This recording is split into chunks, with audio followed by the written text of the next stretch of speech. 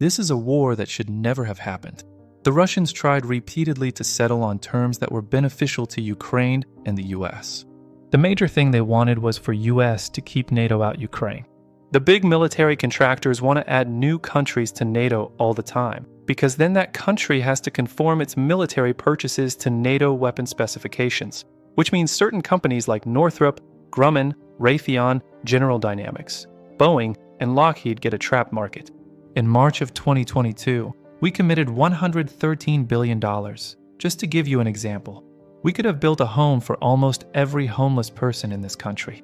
We have committed another $24 billion since then, 2 months ago, and now President Biden asked for another. But the big expenses are going to come after the war, when we have to rebuild all the things we destroyed in Ukraine. Mitch McConnell was asked to spend $113 billion on Ukraine. He said, "Don't worry, it's not really going to Ukraine, it's going to American defense manufacturers." So he just admitted it is a money laundering scheme. And now who do you think owns every one of those companies? BlackRock. So, during the Republican debate, Biden said, "Don't worry, it's not a gift to Ukraine, it's a loan." Raise your hands if that loan is going to be paid by BlackRock. Yeah, of course, it's not. So why do they call it a loan?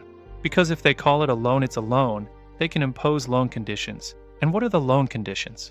Number 1, an extreme austerity program, so that if you are poor in Ukraine, you are going to be poor forever. Number 2, most important, Ukraine has to put up all of its own government-owned assets up for sale to multinational corporations, including all its agricultural land, the biggest single asset in Europe.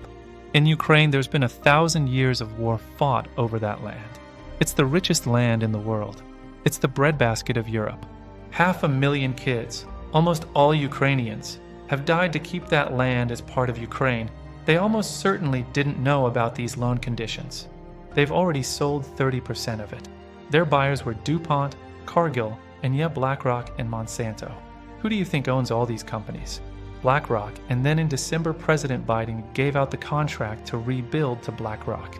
So, they're doing this right in front of us. They don't even care that we know anymore. They can get away with it, and how do they know that?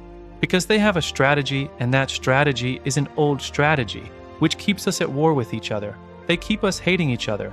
They keep the Republicans and Democrats fighting each other, and blacks against whites, and all these divisions they sow.